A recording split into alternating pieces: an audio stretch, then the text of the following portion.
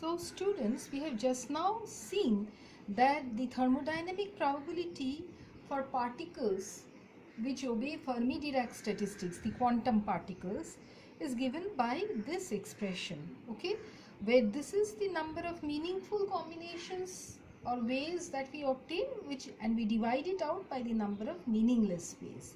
Okay, now the important thing is to obtain the distribution function for the same.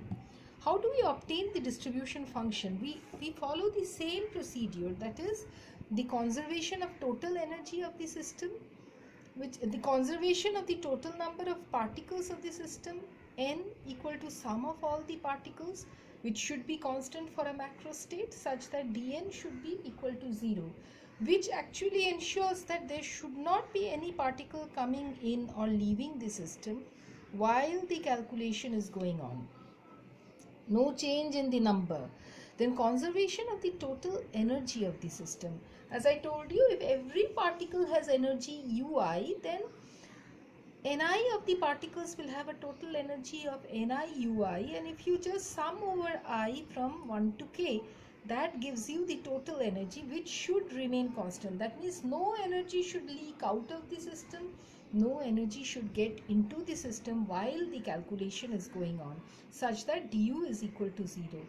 Along with this, if you apply Stirling's approximation and use the Lagrange's multipliers alpha and beta, what we arrive at for the expression for ni in terms of gi and other parameters, it is ni is equal to gi e to the power alpha e to the power ui by kt plus 1. Now, well, we can show, now because this is the distribution function which obeys Pauli's exclusion principle. Now when we say Pauli's exclusion principle, we basically mean, when we talk of Pauli's exclusion principle, we basically mean that one particle in one cell, isn't it? Principle, we basically talk of one particle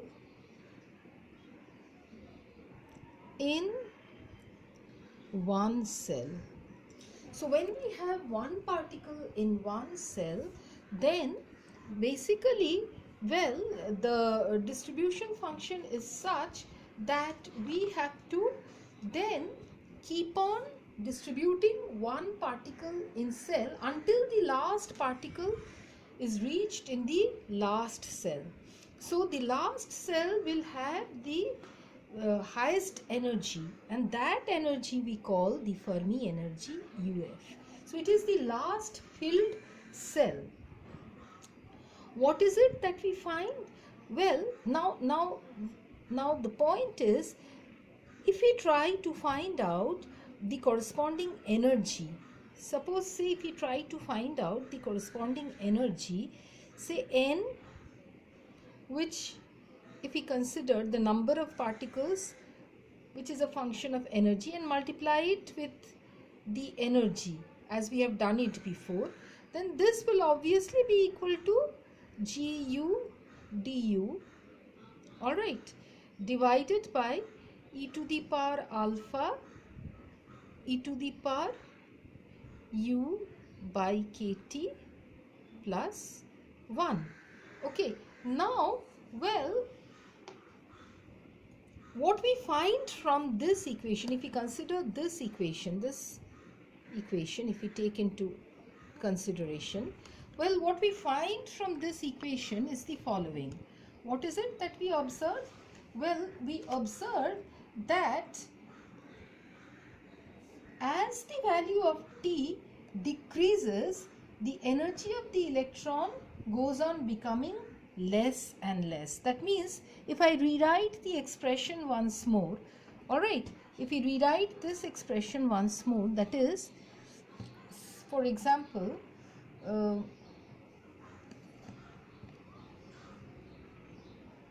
suppose I write it in, suppose when I'm writing nu du, you understand this means the energy, n being the number of particle multiplied by the energy bin.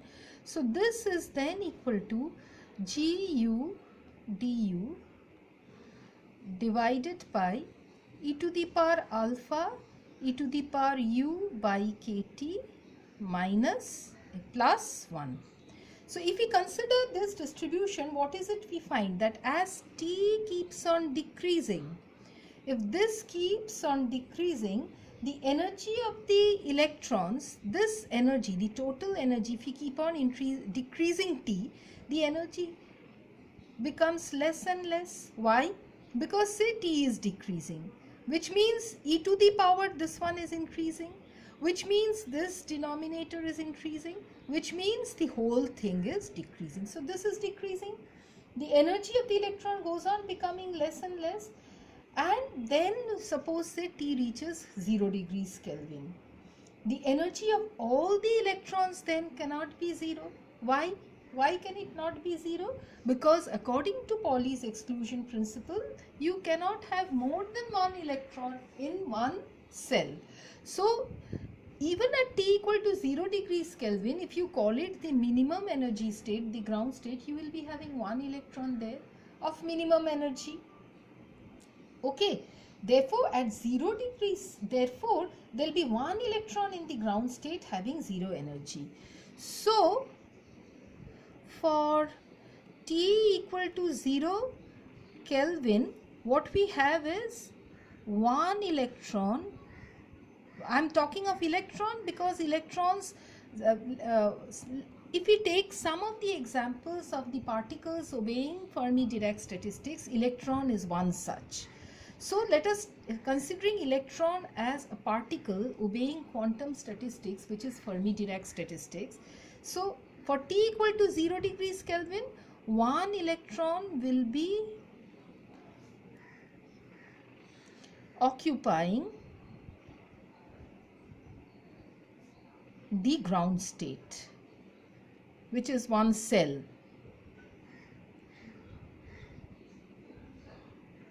One cell of 0 energy. One electron will be occupying one cell of 0 energy. Okay, all right. So, well, what will happen? Therefore, the total number of energy states that we will be having will be occupied will be occupied by all the n electrons. So the number of energy states, which is gi, okay, g's, number of energy states is equal, will be equal, energy states filled will be equal to the number of particles, n, available particles which are filling up the energy levels, isn't it? So each with one electron. Okay, so let UF be the energy of the highest state occupied by electrons at 0 Kelvin. So therefore in this context we will consider UF to be the highest state occupied by the electron at 0 Kelvin. If that is the case, if UF is the, then what will happen? Then all the energy states having energy values greater than UF will be empty. So U greater than UF is empty, isn't it? And all energy states having energy values less than UF will be fully filled. UF will be filled, will be fully filled, okay, fully occupied, filled or occupied, whichever language you say. So the energy values up to which all energy states are full at 0 degrees Kelvin, above which all energy states are empty, we call that the Fermi energy. So at Kelvin, all energy states above UF are empty and below UF are filled. So UF is the Fermi energy. Okay, so let us stop up to this explanation of Fermi energy for this video, and let's proceed to the last video regarding Fermi distribution function.